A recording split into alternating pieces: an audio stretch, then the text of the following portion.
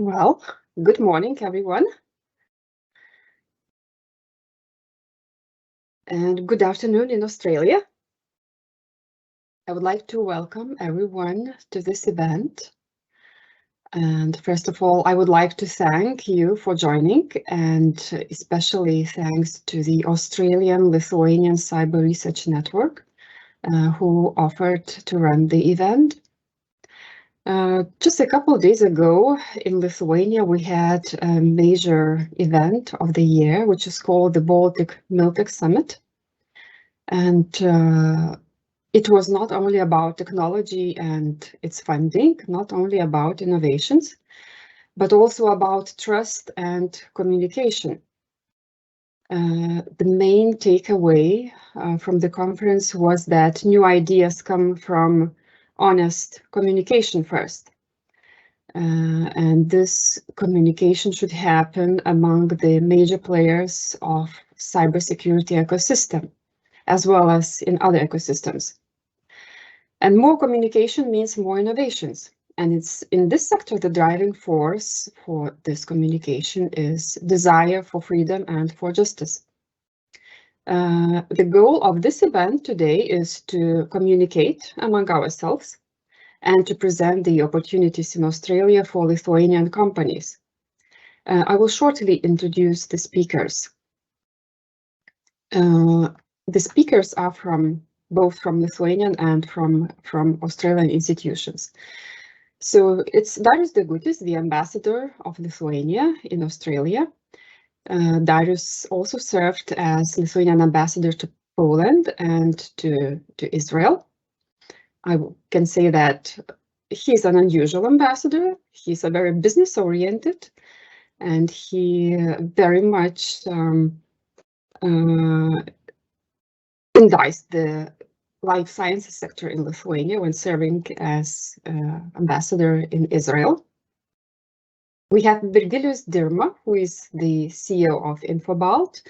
Infobalt is the Lithuanian Association of ICT companies, among them cybersecurity.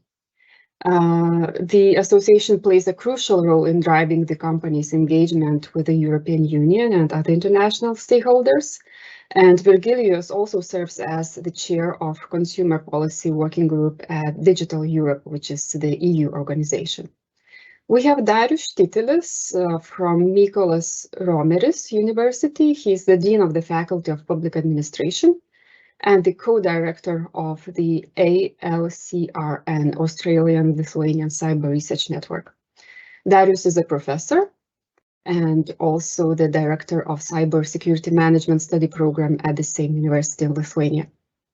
He is also co-owner of DPS Solutions, a company specializing in personal data protection and cybersecurity. We have Prathayana Chandrakumar. He's my colleague, the senior advisor at the Advanced Technology Sector Center of Excellence at Austrade, and he has more than 7 years experience in coordinating programs, helping businesses grow globally through various governmental programs. We will have Michael Bromley. He will join us a little bit later. He's the CEO of Stone & Chalk. Stone & Chalk is the largest innovation community in Australia and home for emerging technology. Its mission is to transform Australia into a sustainable technology-driven economy. It supports startups, scale-ups, corporations, and government. And Michael is a digital and innovation change agent. He's also the CEO of AustCyber. We also have Professor Matthew Warren, the director of the Royal Melbourne University Cybersecurity and Innovation Research Centre and Professor of Cybersecurity, co-director of the Australian-Lithuanian Cyber Research Network. Matthew is a researcher in the areas of cybersecurity and computer ethics. He has received numerous grants and awards from national and international funding bodies. And finally, myself, I'm the Senior Business Development Manager at Austrade office in Vilnius. Austrade Vilnius opened its doors in February. and it's officially, and it's almost half a year that we are operational here in Lithuania. So now I will give the word to Darius Stitilis, the ambassador of Lithuania. He will talk about political aspects of cybersecurity, why cooperation between our two countries, and how did it happen that for Lithuania, Australia is now seen not so far away. So please, Darius, the word is yours. Thank you, Živilė, and dear friends, all friends from Lithuania, from Australia, labas rytas, good morning, good afternoon, good evening, labas vakaras. Well, I'm so happy that I'm able to be part of this event. Well, actually, I should also mention that, dear Živilė, so we've been meeting together with you yesterday. We met with the biotech from Lithuania, with the life science from Australia and Lithuania. So that's also very important. Why is it happening? Because our relations, despite the fact that our embassy has been just open a year ago, our relations grew in a qualitative and in a quantity level higher and higher. So we do have a number of events, and I'm so happy and so delighted that Australia-Lithuania Cyber Research Network, and of course chaired by Matthew Warren and Darius Stitilis from Lithuania as well. So congratulations to you from what you did on the achievements that you have been able to accomplish. We know this quite well because just a couple of weeks ago, I met with the Secretary Pezulo, actually, who was in Vilnius last week, and we've been discussing on what we have to do in terms of cyber policy, of the implementation of the cybersecurity policy, deeper in terms of the relations between Lithuania and Australia. So I read the report of Secretary Pezulo visit last week. I do, of course, will be visiting Secretary Pezulo in a few days when he will arrive to Canberra. So I do think that we'll be able to redevelop, to rebuild this cooperation in cybersecurity in a way, in a broader qualitative elements. And I should also mention that it is very important of the Secretary's visit last week in Lithuania that we've been discussing together with Lithuania the transatlantic Indo-Pacific cyber dialogue. I think it will be quite important for this element to be involved in the NATO summit, which will happen in July this year. We are very delighted that the Prime Minister of Australia will visit NATO summit. That's a huge news. I should also mention that to the people who are here, that we as Lithuania are very happy that Australian government opened the Austrade mission in Vilnius just a couple of months ago. So we are happily involved with Živilė in trying to boost our economic operation. You probably know that this year we'll be able to sign a bilateral agreement on the avoidance of the double taxation, which will be very good for business people from Lithuania and Australia, of course. European Union is going to sign this year again the free trade agreement with Australia. So we are very much focusing on this agreement. We do know that we established together with Australian parliamentarians the Baltic Friendship Group here in the Australian Parliament, and there are 42 members and senators in this group. We are going to have the meeting later in June with this members of this group. I should also mention that we initiated Australian-Lithuanian Business Council. That's important message for all of us, for the people from Lithuania who want to rediscover Australian market, and for the Australian business people and the cyber people. So we are willing to cooperate as much as we can with all of you. I should also mention that the National Security Advisor to the Lithuanian President 3 weeks ago was here in Australia. We had an excellent bilateral meetings in Canberra with different representatives of Australian government.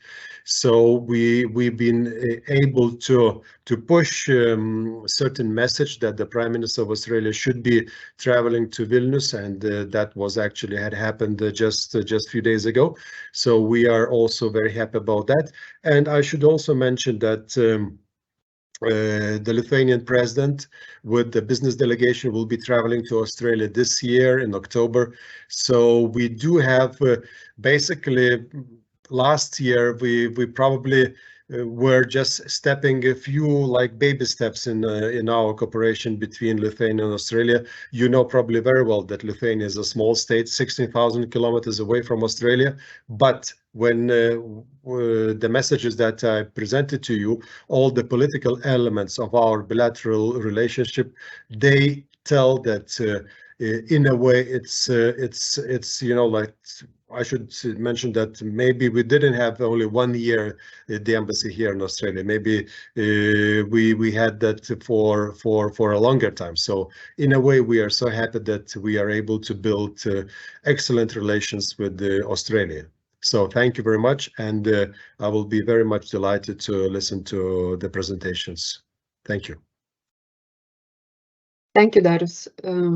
I just forgot to mention all the housekeeping rules. So I will give the word to Matthew now so that he could explain how you could pose the questions. Please unmute. Thank you.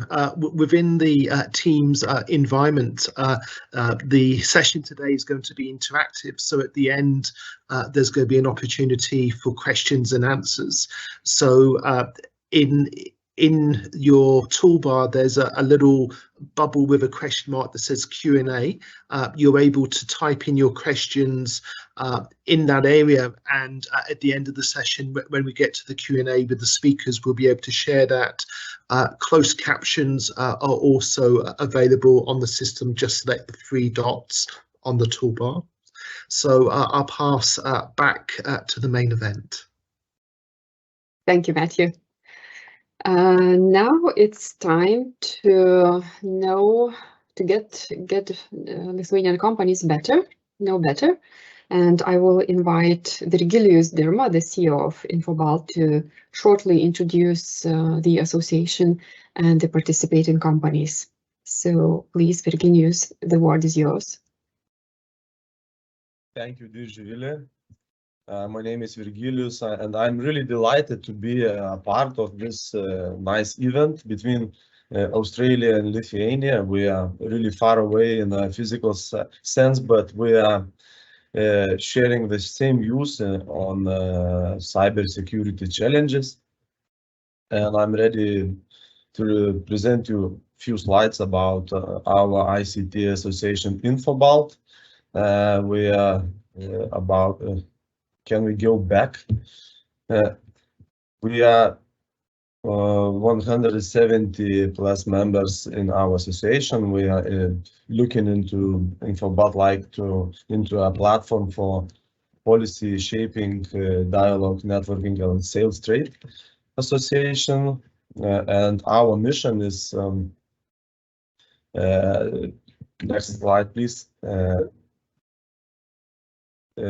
To globally develop a Lithuanian ICT sector, and of course to host ICT policy shaping community of experts and members. Before participating in Infobalt is always asking what values we create for our members. Next slide, please.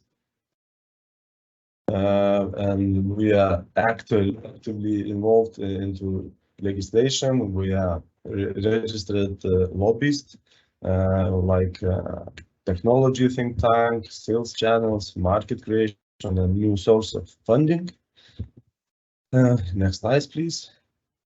One of the main files of Infobalt is real-time economy questions, other digital questions. We have digital GovTech committee in our association, and one of our group is cybersecurity group, which brings together 68 Infobalt members.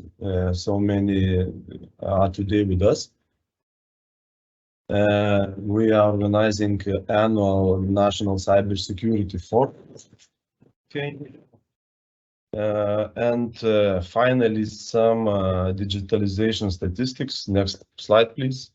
We are number 4 in Global Cybersecurity Index, number 10 in Global FinTech ranking, and we are first in globally for public Wi-Fi speed in Lithuania. And here, all from me, this early morning in Lithuania and this evening in Australia. And maybe we have some questions, maybe now or after in the Q&A session. I'll be delighted to bring you an answers from my side.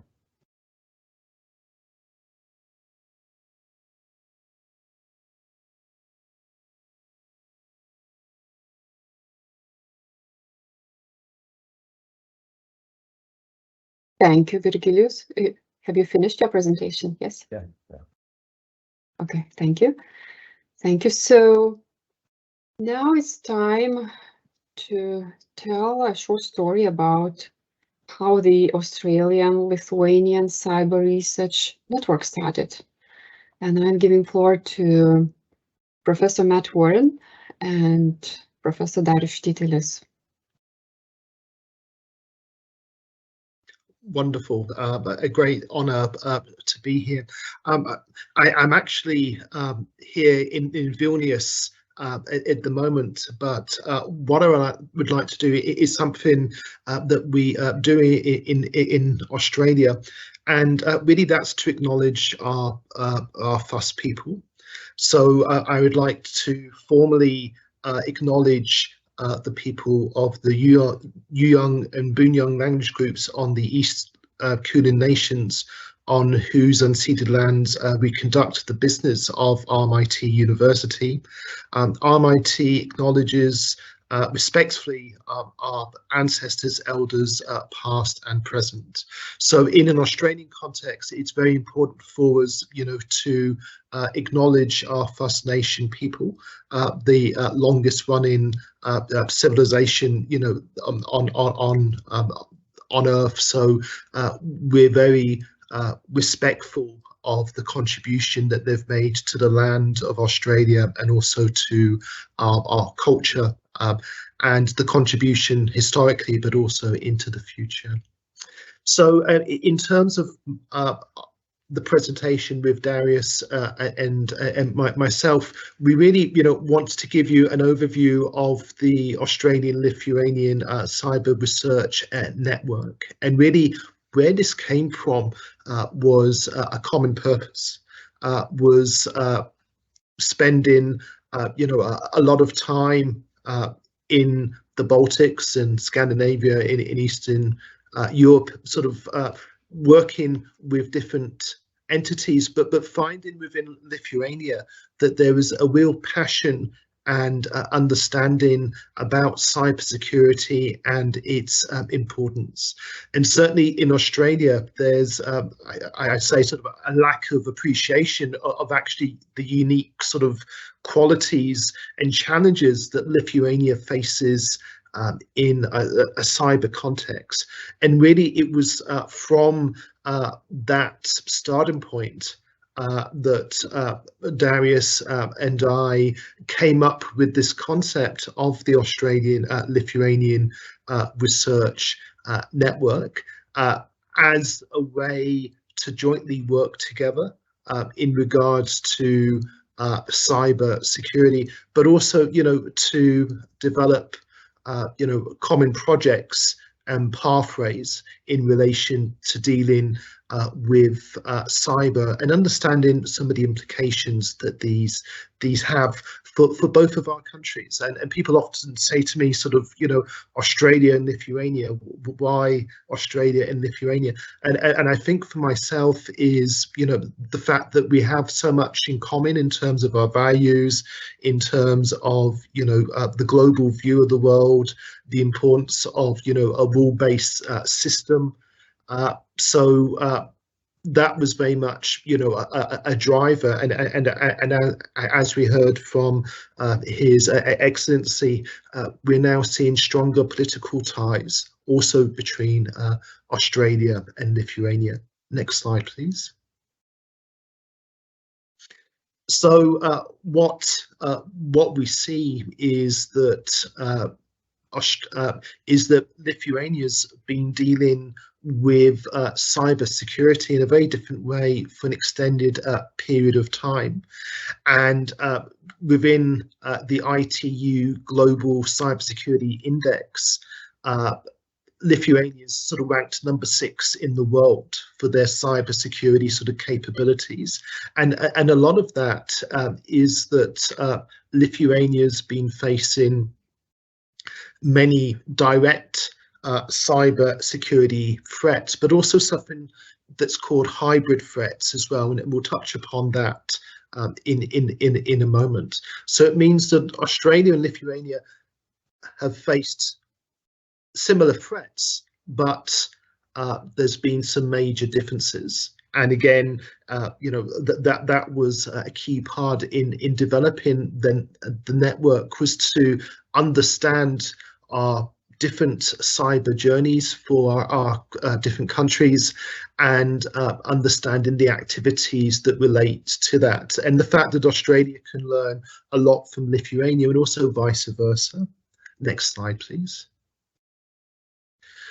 So as we mentioned before, the Lithuanian foreign minister visited Australia February last year, and opened the network last year, February the 8th, which is Internet Safety Day.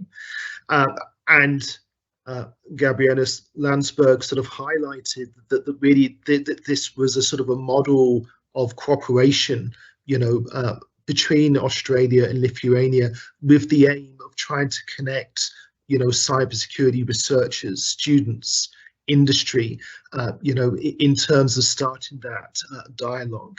And again, the aim is, as we're sort of doing, is to, you know, work on projects that relate to cybersecurity, fintech. As part of that, you know, develop high quality research outputs, joint research funding, taking part in joint activities, as part of creating that framework and synergy between Australia and Lithuania. Next slide, please. At this point, I'll pass over to Darius. He will talk about one of the projects that we're looking at the moment. Hello, wonderful to be here as well. So one of the directions in which we decided to conduct our research is hybrid cyber threats. And starting with the hybrid threats as such, as broad category, we can state that this is a very actual problem at the moment. Of course, hybrid threats as such is also interest of our center. And the European Center of Excellence for Countering Hybrid Threats has conducted several studies on hybrid threats, and all of them show the high relevance and of such threats and importance of such threats. And the center mentions key aspects where actions and objectives can be directed in the case of hybrid threats. All these activities, of course, can be made through cyberspace. Next slide, please. And NATO also emphasizes the category of hybrid threats. also saying that hybrid threats as a category is very broad. And the question we research at the moment is only a small part of hybrid threats, but the important one. Our research at the moment is focused on the hybrid cyber threats. And according to Lithuanian National Cybersecurity Center, hybrid cybersecurity threats always consist of two parts.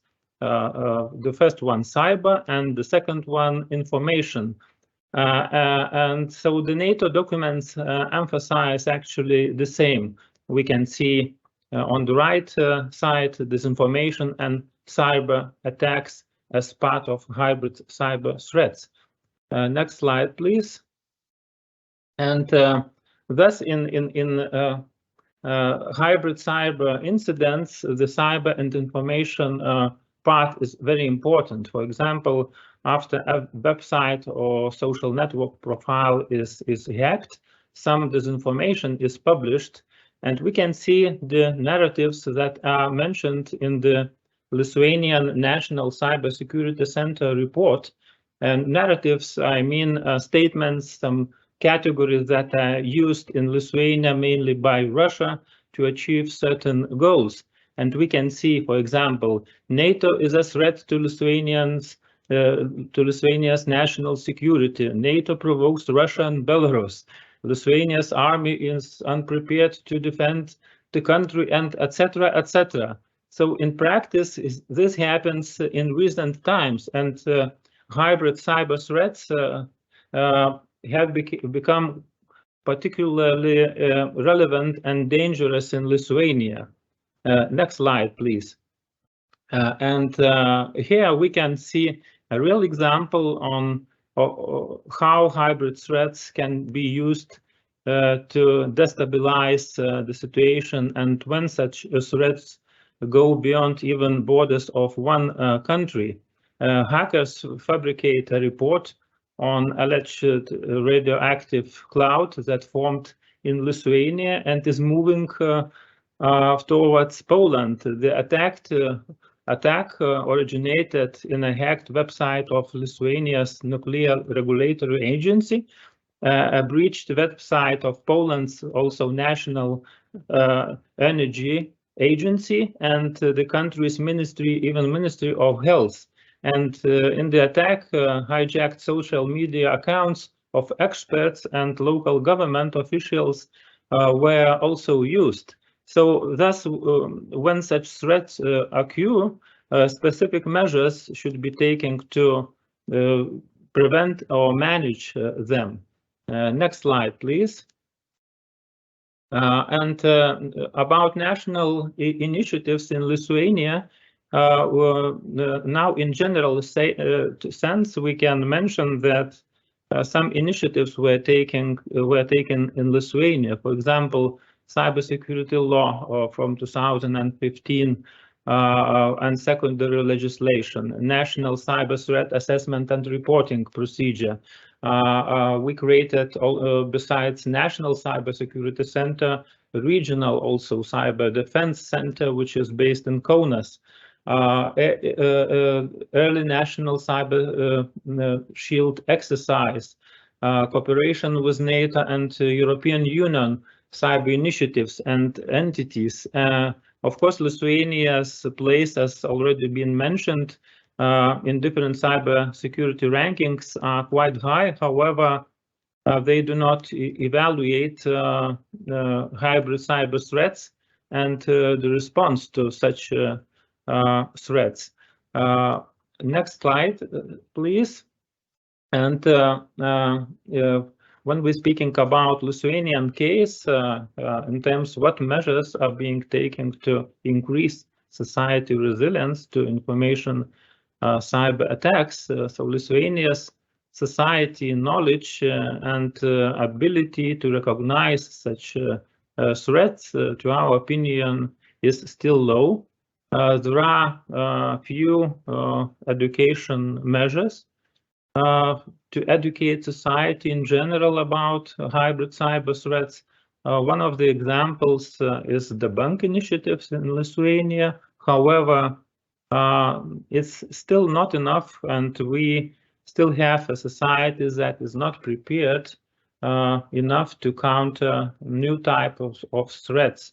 Also, a strategic approach to new types of threats is lacking in some cases in Lithuania. But the good thing is that we are clearly aware of such hybrid cyber threats, and are already taking some measures.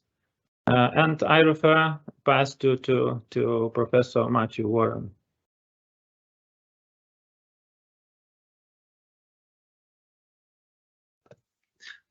Thank you. From an Australian perspective, in terms of this project, what we're looking at is actually the fact that the concept of hybrid threats isn't understood in Australia. So what we're doing is actually, helping to raise this concept of hybrid threats within Australia, looking at real life case studies that relate to Australia. And we very much see it as an example of being able to learn from Lithuania and their lived cyber experience. And from that learnings, being able to apply it in an Australian context, but also sharing with Lithuania the activities Australia has been undertaking, in terms of e-safety at a national level, in terms of training around foreign interference at universities, etc. So what we're seeing is a real exchange of information. Next slide, please. So as part of this initiative, we've launched Australia's first hybrid threat centre to actually raise these issues from a education perspective, but also from a research perspective. And one of the outcomes from this research is, already funding from the Australian Army to projects looking in this domain. So later in the year, there's going to be a group of 5 Australian cyber researchers going to Lithuania to spend time there to, really explore these issues in much more detail and really, understand what's happening in the Baltics and beyond in the Ukraine, and how that, reflects and has an impact on Australia and our cyber journey and posture. Next slide, please. So if you'd like to find out more, about our network, about, the articles that we're writing, our activities, we have a web address here. The next slide, please. The other area that we also focus on is not just the security aspects. We're also very much interested in the cyber ecosystem, the skills challenges that face Australia, that Lithuania, can also learn from that experience. So what we're seeing in Australia, I'm sure that this is going to be drawn upon, in our other presentations, is really, the growth of cyber in Australia. The growth that we've seen with Australia's cybersecurity industry, the increased growth, the fact, that we have close to 50,000 Australians employed in cybersecurity roles. The fact that as a sector, it really is a growing one within Australia.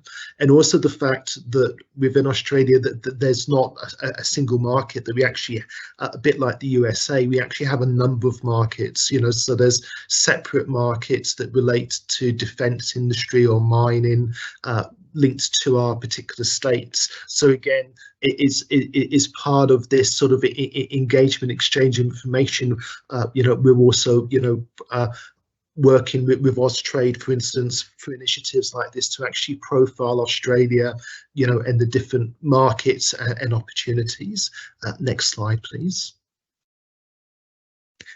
And really what we're seeing for investors, and again, that there's going to be a lot more discussion about this, is really is part of this change is, the I call it the cyber revolution that's happening here in Australia. The fact, you know, that we have a new government that's very focused on cyber, very focused on, you know, developing new industries, revisiting and expanding our cyber security capabilities, not just from a government perspective, but also from a corporate perspective. And in relation to that, there's so many opportunities because, you know, the demand for skills, for technology, for business opportunities within Australia. You know, we have very strong research and development capability in cyber security. We have a very strong cyber ecosystem, you know, especially the growth that we've seen in our startups community, in the key role for organizations such as AustCyber in developing that sort of cyber ecosystem. And the other sort of advantage is Australia's proximity to the Asian markets, you know, in terms of being able to jump from Australia to potentially into those Asian markets as well. So I'll end there. So just to sort of conclude, in terms of our network, we are very much involved in research, looking at projects that are of mutual benefit between our two countries. You know, we're now publishing that research. We're now getting research grants, but we're also, you know, interested from a society sort of perspective, as Darius mentioned, about how to help our societies, how to help industry, how to help, you know, the cyber ecosystems in Australia, but also, you know, building those links with the ecosystems between Australia and Lithuania. Thank you.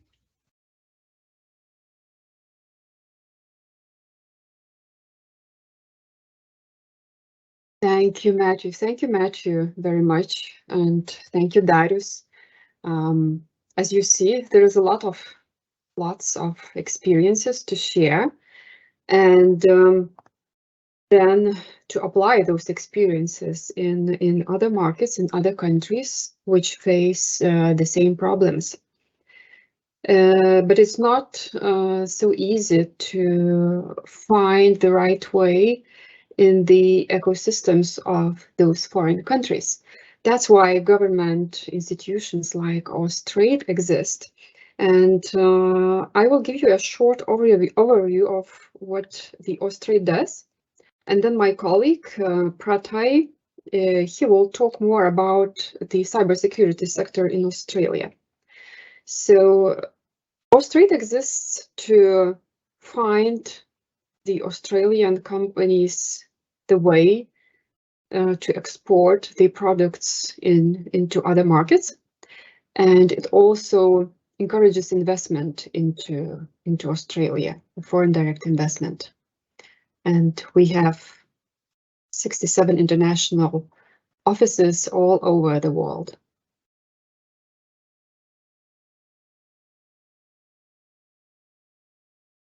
As you will see, where these are the locations where Austrade exists. Each color, different colors mean specific functions. You will see that in Europe we have, think about 10 locations. Yeah, next slide, please. What is our support? So we advise, we give information, which institutions to contact, what are the strategies, what strategies work the best, and what strategies are important for the decision making, how to approach the specific bodies and how to find business partners. Then we connect, we have local knowledge in specific markets, the expertise and contacts to help Australian businesses to break into the new markets and understand these opportunities better. And we also support, we promote Australian businesses overseas and facilitate exports to meet the needs of the local foreign buyers. And for the investment part, we give the insights into the Australian market for investors to inform their decisions. We have a broad networks to speed up the investment journey. Investors usually face problems like acquiring specific licenses or preparing the land for greenfield investments, and have to know more about the local regulations. So we are here to help, and we can also see that each case is specific, and we give tailored assistance to meet the needs of every foreign investor. What's also important to notice that we collect information in local markets, in foreign markets, also to inform Australian government of the difficulties that foreign investors face in Australia, and what are the obstacles for the government to react. Next slide, please. So the priority sectors are those which are set by the government priorities.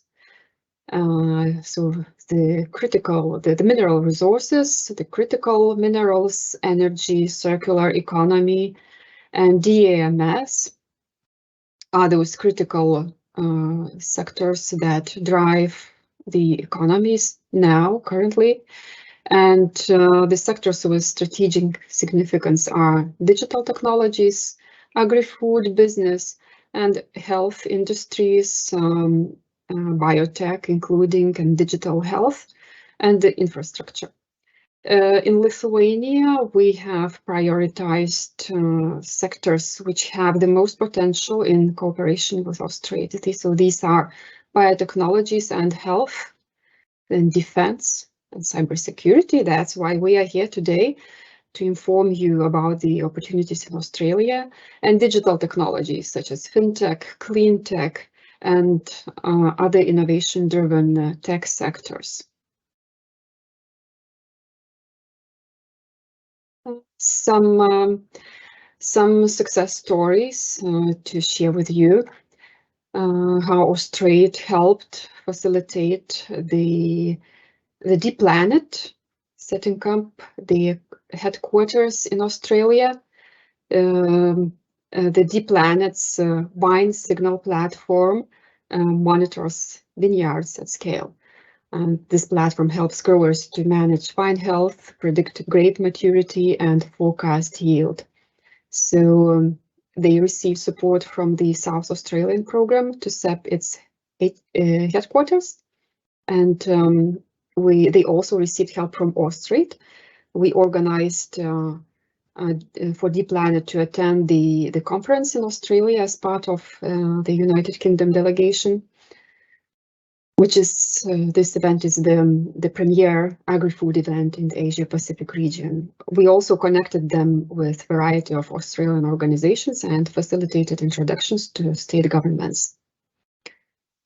Sledgehammer Games, the game lovers would probably know this company. So in 2019, this United States-based company chose Melbourne as a first stop in its global expansion program. Just after 3 years, the Melbourne studio helped launch the latest first-person shooter game in the Call of Duty series. And staffing levels now exceed 150 employees in Melbourne. Government support was also a factor for this.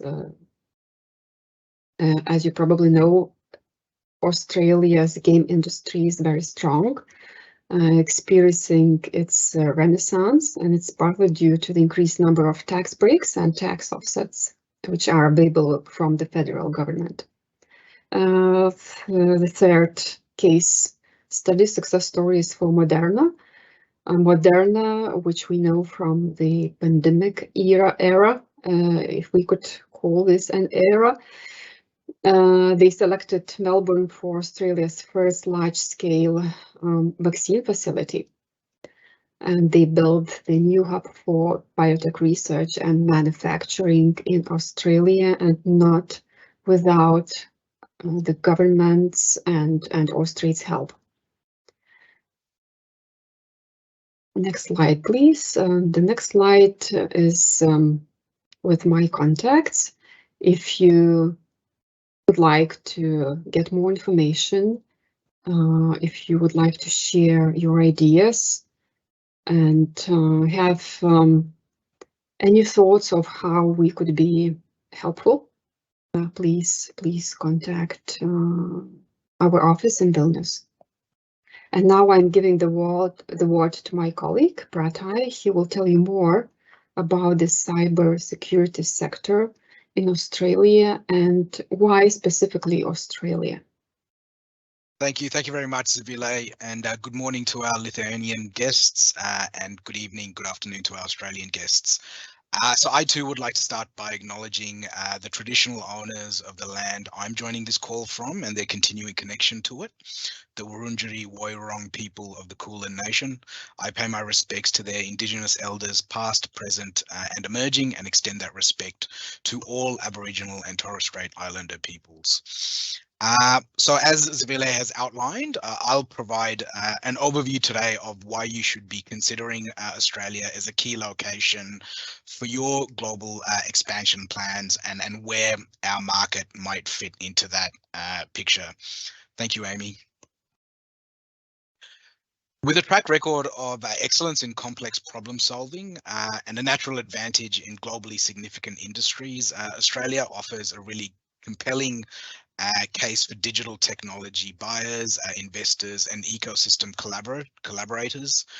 The country has really deep expertise in fintech, blockchain, enterprise solutions, cybersecurity, and immersive media, and also an emerging excellence in quantum computing and advanced autonomous systems. Statistics also show that Australian businesses and governments and citizens are early adopters and avid users of technology. As a savvy and sophisticated market, Australia is well suited to both product launches and development. The nation's business and cultural ties, as Matt alluded to, and geographic proximity to Asia also make it an ideal base for regional operations. Australia's regulatory framework also supports research development, including co-development, testing and rollout of new technologies. Investors like yourselves can access the R&D tax incentive, grants, the entrepreneurs program, and linkage funding schemes, as well as our cooperative research centre programs. I'll go through more detail on these points as we work through the presentation. Thanks, Amy. So in Australia, every 7 minutes, a cybercrime is reported. The number and sophistication of these threats have increased in recent years. In 2021-22 financial year alone, there were 76,000 cybercrimes reported in Australia, which represents a 13% increase from the previous year. While Australia is ranked the world's 5th most powerful cyber nation, according to the Belfer Centre for Science and International Affairs, recent high-profile cyber attacks have highlighted the need to increase cyber maturity of businesses that collect Australians' sensitive data. This creates significant opportunities for cybersecurity providers to offer new solutions. Australia also offers offers a range of benefits, including a high demand for cyber products and services, a federal regulatory environment that is driving cyber market growth, access to incentives, a rich pool of talent, proximity to the Asian cyber markets as well. Australian enterprises already spent a significant amount on cybersecurity products and services in 2022, and we expect to see this growing in light of those cyber attacks that we're seeing. Some analysis has indicated that 60% of Australian companies are expected to increase their cyber budgets in 23. Thank you, Amy. So on this slide, I've tried to capture some of the key sectors and assets that will see uplift in cybersecurity spend. And this is, I guess, partially determined by them being subject to the government's positive security obligations that were introduced in December 2022 under the Security of Critical Infrastructure Act. These obligations lift the requirements on entities managing the security and resilience of critical infrastructure to the nation. For example, resources and energy is one of the largest contributors to Australia's economy and home to several globally significant energy companies such as Rio Tinto, BHP and Woodside. Energy Queensland has reported that the number of endpoints for energy companies is greatly increasing, with 250,000 plus IoT and third-party devices connected to the network. The energy sector was one of the first industries to be subject to the positive security obligations I mentioned earlier. Additionally, Energy Networks Australia identified cybersecurity as a key topic area that requires urgent work in terms of Australian standardization. So all of this is indicating that the level of importance attributed to lifting cyber protections across these industries. Health is also another example of a significant sector in Australia that could present customer opportunities for you. Between 2019 and 2020, there was an 84% rise in reported cyber incidents in Australia's healthcare sector. You might be aware that earlier this year there was a significant data breach involving Australia's largest private health insurer, Medibank, which affected 3.9 million of its customers. This also influenced the government to ban companies paying ransoms in response to cyber attacks, which will see spur companies drastically improving their security systems to protect consumer data. Thanks, Amy. So over the last 5 years, Australia has been the second largest and most attractive market in the region for foreign direct investment in cybersecurity. In this period, we attracted 35% of investment funds in cybersecurity in Asia. This included venture capital and M&A investment. So in this way, Australian headquartered cyber companies secured greater investment than those in Singapore, South Korea, Japan, and India. Many organizations from across the world have chosen Australia to invest in cybersecurity. As an example, in 2022, MITRE Corporation announced the launch of its first international applied research centre in Adelaide, South Australia. MITRE is a not-for-profit organisation and trusted partner of the US government for applied research in national security matters. The new MITRE Centre for Information Integrity and Defence will enable Australia to tap into decades of applied research to advance Australia's sovereign capabilities. Thank you, Amy. Australia is ideally placed as a launchpad to Asian markets. We are a leader in the Asian time zone for foreign direct investment.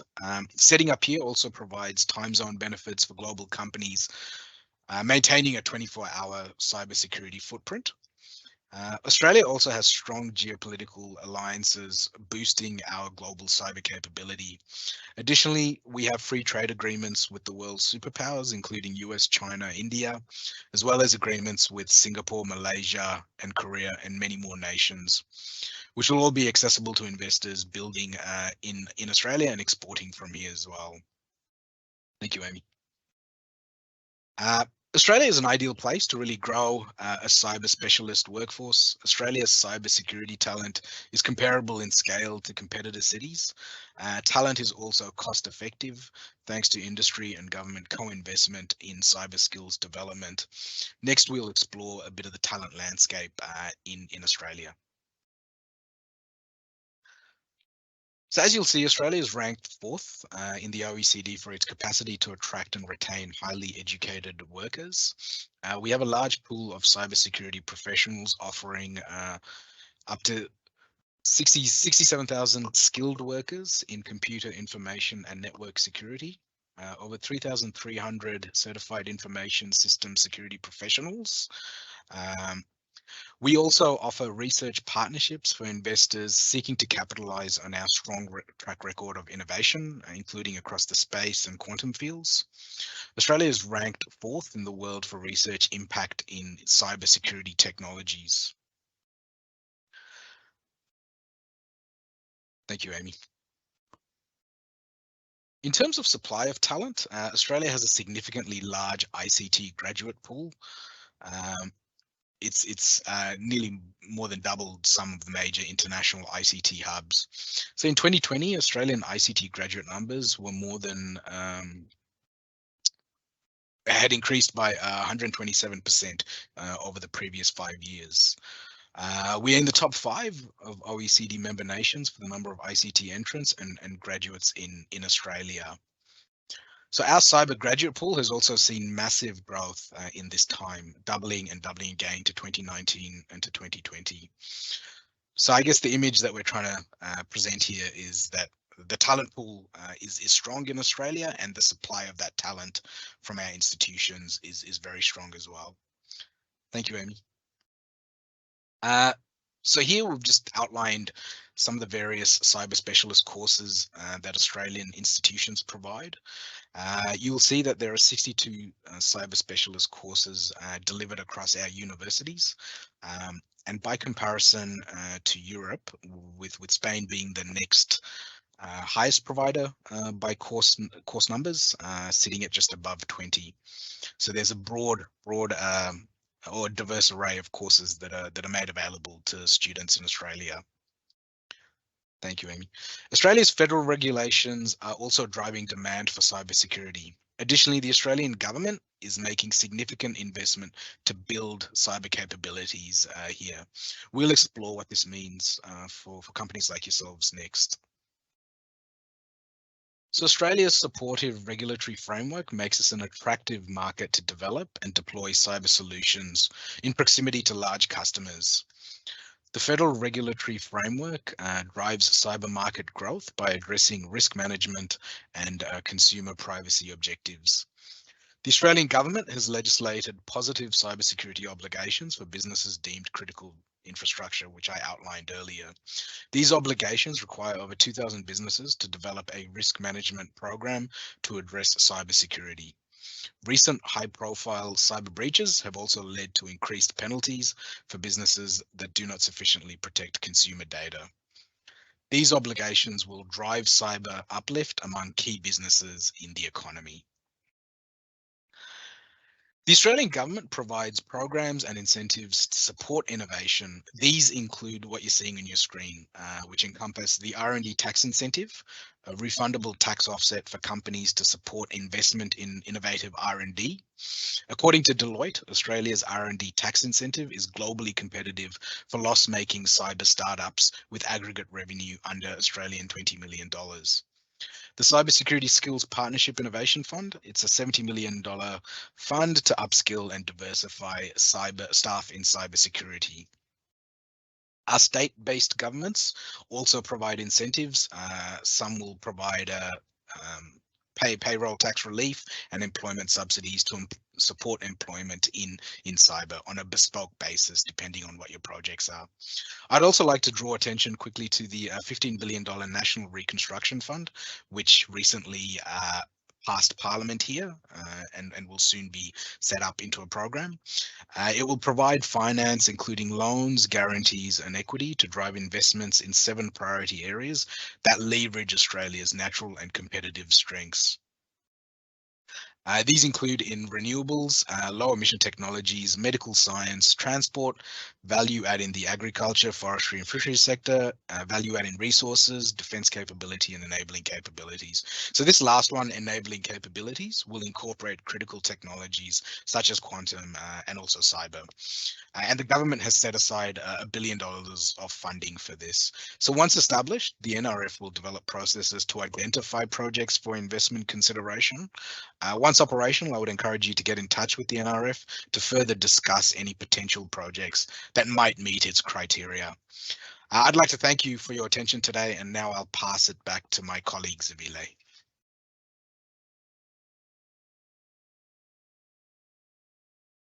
Thank you, Prathayana, very much. I think that we will receive quite a few questions afterwards.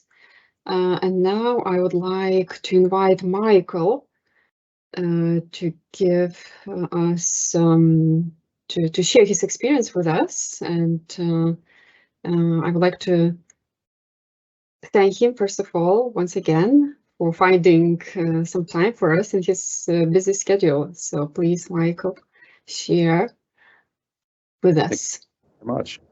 And thank you all as well. My schedule, I'm sure, is no busier than the rest of yours, so I appreciate your time, and this is an important topic for all of us, everyone in the world, and I'm really excited to talk a little bit about where we fit into the ecosystem here in Australia. I guess the first thing to do is talk a little bit about AustCyber and where we are in the ecosystem. We are part of a group. The group is called Stone and Chalk. The two companies came together about a year and a half, 2 years ago. AustCyber started out as an industry growth center, a federal growth program, and over the course of the first 5 or 6 years, developed and delivered a lot of programs that we'll talk about soon. In the last couple of years, however, we've become a completely self-sustainable business, working together with Stone and Chalk to help deliver growth for the innovation community here in Australia. And bringing the two together has meant that we are now the largest innovation community in Australia, and I'll go through some of those details in a second. But our mission is really simple. We're here to transform Australia into a sustainable tech-driven economy, and we think through AustCyber will support the development of a vibrant and globally competitive Australian cyber sector. That fits perfectly into that mandate. Next slide, Amy.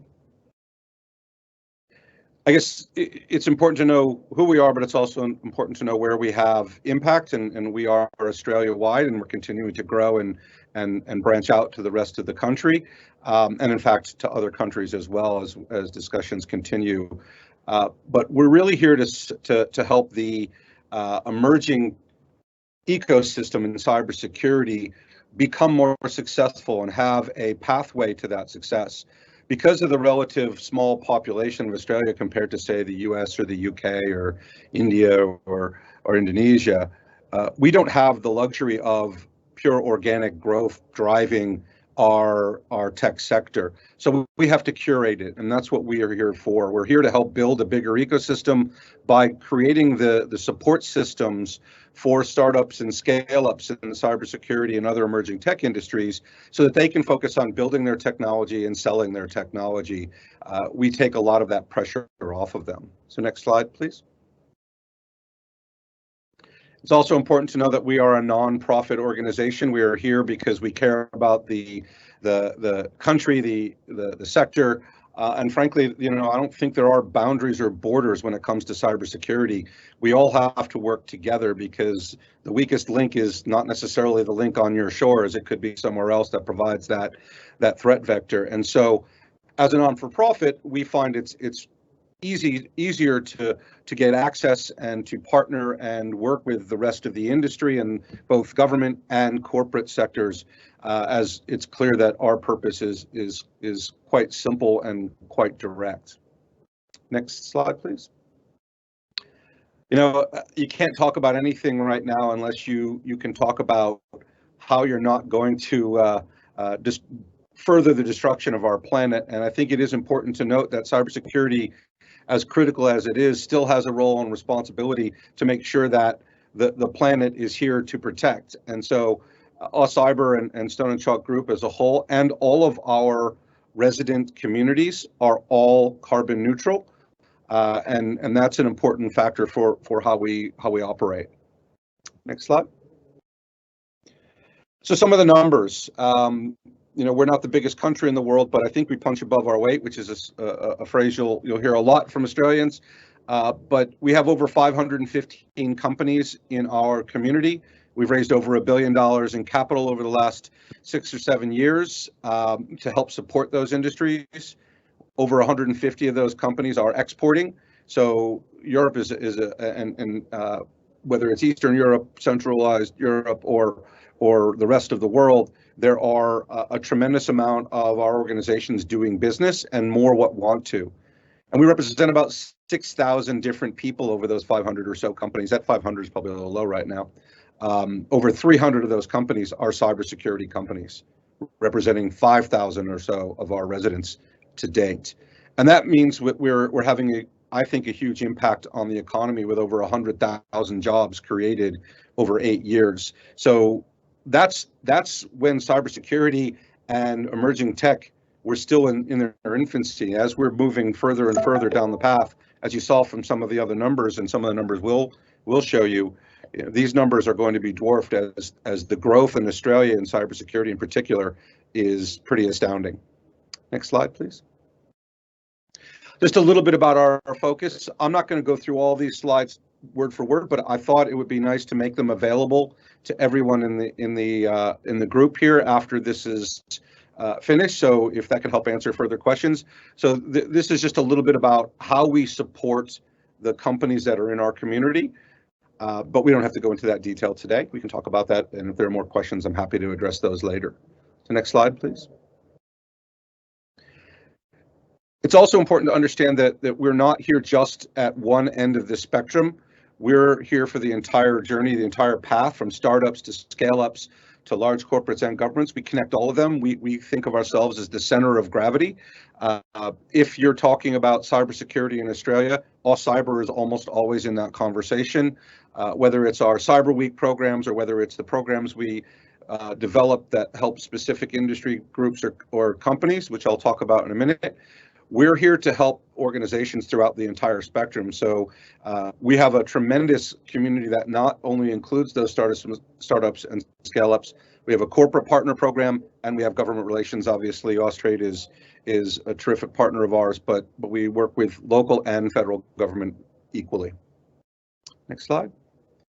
Just some of the industries that we're underpinning and what we're working on. The reason cybersecurity sits there at the bottom of that is that because while we work with all these other industry groups, all of them are dependent upon cybersecurity. It underpins every single technology, industry, business, and company in the world. And you can't have a successful technology ecosystem without serious cybersecurity considerations. And so that's a big part of what we are here to do, is make sure that the rest of these industries, the rest of these growth industries, these emerging technology capabilities, recognize that it's much easier, much safer, and more effective to be cyber secure from day one than it is to retrofit your organization and your technology platform when it's too late or after a threat or an attack. Next slide, please. So just some of the things that we offer. Again, I won't go through all of them now, but we offer, we can just go through the next 2 or 3 slides pretty quickly, Amy. We work with startups and scale-ups, corporations, as I mentioned. Keep going. And obviously government would be next. And there we go. So I guess the important part of this discussion is that we come together in a way that I don't think you can do anywhere else in Australia. We are that center of gravity because we have those relationships with corporate scale-up, startups, government. We help curate not only those technology companies, but mentors and investors, and those investors can be corporate venture capitalists, angels, private investor family offices, as well as investment groups. So it's the only place that I know of in Australia where you can come to and have all of that together and know that all of it's underpinned by cybersecurity and a focus on that. So let's talk a little bit about what we do on a sort of day-to-day basis.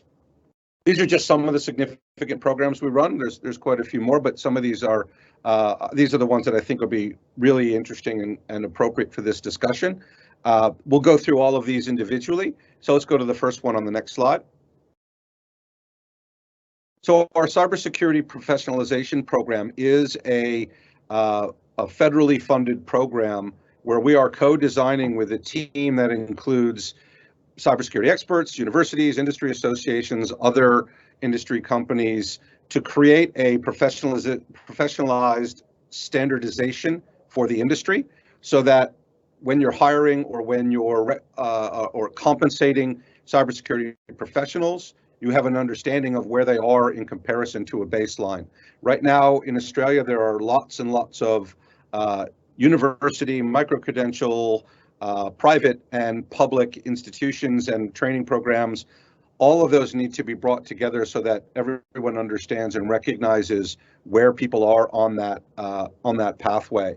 And so this is a project that we're working together with the federal government and with the rest of the industry to create, I think, a world's first, which is a national professionalism program that is designed to create a simpler and more effective way of recognizing what talent is available, what level that talent is at, and where those gaps may lie.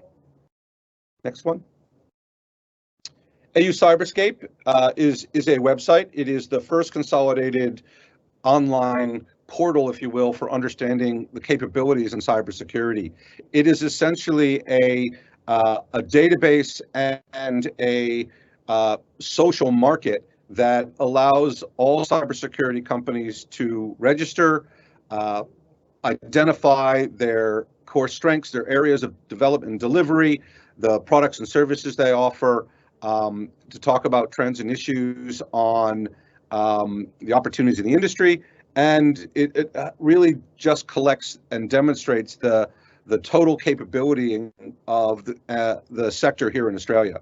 And you can look at that today at aucyberscape.com. AU Cyber Explorer, it really tracks the availability of the jobs and the job requirements here in Australia. And we use all of this information to publish a report, which I'll talk about a little later, called this Cybersecurity Sector Competitiveness Plan.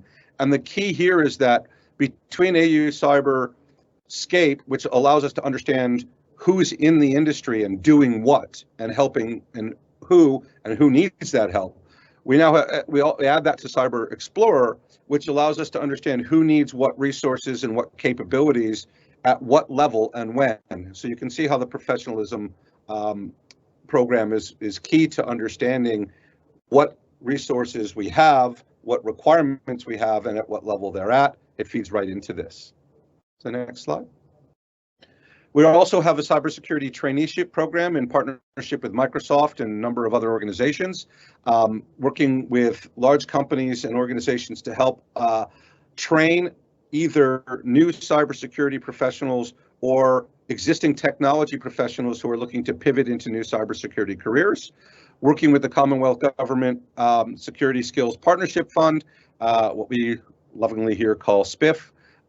It helps increase the pipeline, obviously, of candidates, but also has a side benefit of helping corporates understand that they're going to have to intake not necessarily fully trained resources if they want to fill all the gaps in their job requirements. And so this cybersecurity traineeship program gives them a framework to do that, because there just aren't enough cybersecurity skills and resources in the market today to fill all the demand and the need. Though we have 47,000 people in the industry, the demand is significantly higher, and I'll go through that in a moment. You can go to the next one. Cyber Battle's a combination program where we're combining the ability, the need, and the requirement to create awareness and training in cyber skills with, frankly, making the whole industry look fun and enticing to attract new resources. Cyber Battle is essentially a cyber capture the flag program. And the idea is much like reality TV, having competitions in different regions across Australia, winners moving on to the next round, culminating in a final competition in Sydney in a full esports venue, which means it will be streamed live. It will have soundtrack and entertainment. The Minister for Cybersecurity and Home Affairs, Claire O'Neill, will be attending. And the goal is to bring in young students, experienced cyber professionals, defense and private industry all together on teams working together to understand how to solve these cyber crimes, if you will.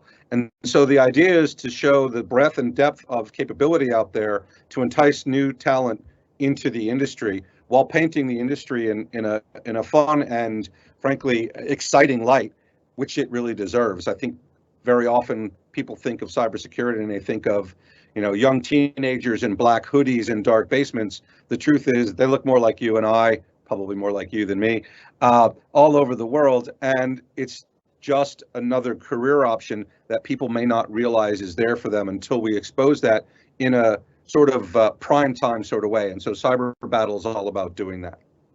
Next one, please. Our cybersecurity innovation centers is how we deliver our programs. They're located across the country. They're expanding all the time. We use a combination of our internal resources and cybersecurity ambassadors who are part of the industry to help further the goals. That could be education, awareness, training, workshops, webinars, events, and of course the cyber battle will also happen in many of these areas. So that is really our network, if you will. Next slide, please. There are a lot of these, so I'm going to go relatively quickly. Our projects fund is a $15 million 3-year program where we're investing in a number of programs and individual cybersecurity companies to help grow the industry and grow the overall ecosystem. We provided funding across 10 or 20 different companies in the course of that program. The sector competitiveness plan is our annual flagship production. A lot of the details I hope you've seen today came from this, a lot of the data anyway. This is something we produce and distribute globally. It is a free of charge insights program. It gives you the absolute understanding of the current landscape in cybersecurity. And then we add a number of insights and opportunities that we think have arisen out of this data. So I won't go through all the data for you. You've seen it before probably, but we can go through the next couple of slides slowly. As the 2026 outlook is our look into the future of what we could do, and then we can talk a little bit about some of those opportunities in a moment. But we could increase our annual cybersecurity revenue by over $800 million in the next few years if we act on the growth barriers that we've identified, and there's a few of those that we'll talk about. But that makes a perfect opportunity for investment. Nearly $1 billion of growth opportunity sits here in Australia. Our cybersecurity revenue is growing. You've seen this number in previous slides. That forecast average is close to double, but we will have a shortage of cybersecurity workers in Australia by 2026 if we don't continue to train and grow, which means we need to invest in more programs like the ones we're doing to create more cybersecurity professionals. Next one. So I think you've seen all these points already, but I'll focus on a few things. One is that there's still a lot to do, right? We still know that Australia has a lot of room to grow. We know that a cyber attack against Australia that we've modeled in 2022 could cost us over $12 billion if we're not careful, which means we can learn from companies like Lithuania and learn how to protect ourselves better. The hybrid threats are a perfect example of something where we could learn that was mentioned earlier. But we also know that cybersecurity startups in Australia receive less funding than other international peer leaders. So there's an opportunity to invest in Australia because there's a thirst for that funding to grow these businesses. They're out there, they're ready to scale and grow, but there's a certain need for that kind of investment here. Next slide. So what do I think we can do? I think we need to improve startup support for cybersecurity, and I think that's an area where the government is doing its part of that, but we need private investment and international support as well to grow an international community here in Australia for cybersecurity. Domestic procurement and export capability is something we need to invest in here in the Australian market as well.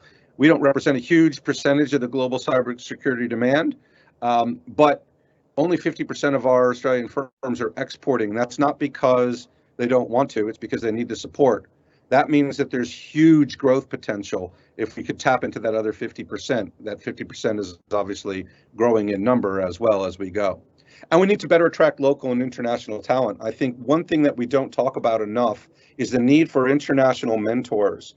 So it's not just about hiring international experts in cybersecurity so they can fill a role. It's so they can also mentor the next generation and teach and grow that capability here at home to drive growth in the overall industry and the overall sector.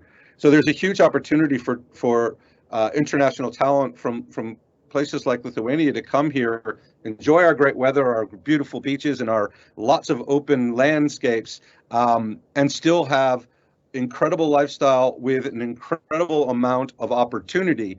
I'm a perfect example. Obviously, by my accent, you might have recognized I'm not from Australia originally. I'm from the US. I can't think of a better country to live in than Australia. More opportunity, more sunshine, more growth, lots of land, and and a huge, insatiable desire for more emerging technology and growth in this country. I couldn't think of a better place to invest. And so I'll leave it at that and turn it back over to Austrade, and happy to take any questions. Thank you, Michael, very much. Thank you also for promoting Australia as an attractive place to live. Just before passing to Matthew for the Q&A session, I would like to ask you, Michael, just one question. So is there a particular field in cybersecurity in Australia that investment is needed urgently, investment and expertise?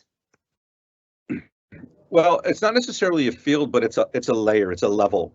That 3 to 5 years of experience, which is a lifetime in cybersecurity, is deeply missing in Australia. We've got great CISOs or CISOs, depending on where you're from, how you pronounce it. We have great leadership in cybersecurity. We have great programs creating new young cybersecurity professionals. There's a middle layer that is missing. And this is where I think we should take a top-down and bottom-up approach in this country to import from more cybersecure and cyber-aware nations like Lithuania, that middle level of talent that could be that mentor for that next level. But also, with this gap, it's a very attractive proposition, because this is a high pay, a high level of authority position within organizations in Australia. It would be very attractive to somebody who is delivering the same kind of role in another country. So it's not a specific industry or a specific capability or technology area. It's a specific amount of experience that we're lacking here in Australia, in that 3 to 5 years of experience layer. Thank you. Pratay, you have something to add, I guess? Yeah, look, I think Michael's covered it perfectly. I mean, I guess in terms of just an industry perspective, I think there's just an elevated spotlight in general on the need to lift cybersecurity protections across all parts of the economy. We've had some high-profile attacks, including one of our biggest telecommunications players here in Australia, one of our large financial services companies as well. So I guess this has just really heightened that need and understanding that we do need to kind of improve those protections across industries, and the pathway that Michael is suggesting is how we do it. Okay, I understand. Thanks. So Matt, do you see any questions that we have from the audience? No, we haven't had any questions posted. I imagine they're just sort of reflecting on all the content that's been shared. It's been such a wealth of information. So again, with our audience, please, if you want to ask any questions, please post them. I may actually act on our audience behalf and pose a question. So if you were a Lithuanian company and you've heard all this great news about Australia, what do you do next? Who should you contact or seek advice from? Well, I'll take that one. I'm not sure if you're asking me directly, but I will run with that one. Look, obviously Austrade's a great first place to start, but we have international programs. We run startup and scale-up hubs. So depending on the size and scale of the organization that's interested in setting up shop here in Australia, we have landing spots for organizations to come in and not only have access to the market, but the whole community. So you could be with other founders and other scaled organizations or other small startups, if that's what they are. We have programs that will connect people to mentorship, to investors, to corporates. We have events that drive and attract people into our hubs so that they can get exposed to other industries and other professionals. Clearly, like UTS are big parts of that. We have 4 main hubs, 2 in Sydney, 1 for startups, 1 for scale-ups. We have 1 in Melbourne and 1 in Adelaide, where people can be resident. They can come in, they can set up shop, they can have community facilitators who are there to introduce them into the community and work with them. They can have that mentorship if they're looking for either specific business types or partnerships or funding, learning how to write their local pitch decks, whatever it is.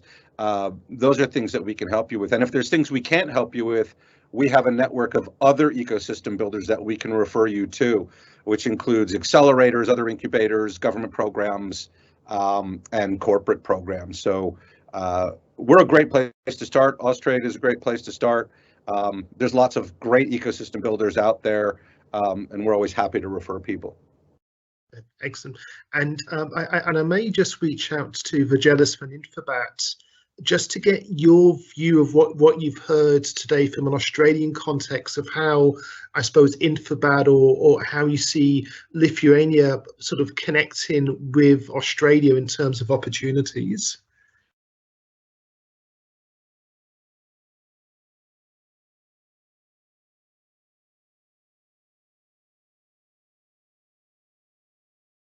Or you're just on mute. Can you repeat, please? Thank you. It was really how you see Infobalt or how you would see Lithuanian organizations, you know, partnering with Australia or looking, you know, to Australia for potential sort of opportunities, because it's very much a new market. Yeah, it's for me and for our association, it's very interesting to have to find the partners for our firms who can make to share our experience, what we have made in Lithuania and other countries. I think that this event is a first step for taking our steps in the Australian market. We have big hopes for the future to working together. Thank you. And Darius, just from a research perspective, just to get your views of how research supports cyber and supports innovation. Actually, we have some already practice when we research some hybrid cyber threats, but I think we have a possibility to extend our research to broader perspective, to even to innovation, fintech, and etc. And I think the research outcome will help for some more clear to have a view about more clear environment, including legal environment, and it will be also good possibilities to foster cooperation. No, and I suppose also, Darius, there's huge opportunities in the crossover from like cyber into fintech or cyber into other areas like space as well. I suppose that's also the thing about cyber; it's applicable in all domains. I'm certainly aware of time. I'm afraid all good things have to come to an end. So I'd like to hand over to Živilė if you'd like to do the formal ending of our event today. I would just like to thank everyone, all the speakers and guests, and just close this event. Thank you, Gabi. Thank you, Mykolas, Ami, for running this event. And I would like to thank Prathayana, my colleague, Matt, Darius, and Michael for your presentations and for sharing your insights. Virgilijus for bringing up Lithuanian companies. This is not an easy task to find the right time for everyone. And thank you all participants who joined the event. If you have any questions, any ideas, would like to reach out to the institutions which participated today at this meeting, you can always contact me, the Austrade office representation in Vilnius. If you haven't written down the contacts, you can approach Virgilijus Dirma, the Infobalt, and he will share my contacts with you. So thank you all very much. Wishing you a good rest of the day and the approaching weekend, and see you in some other venues.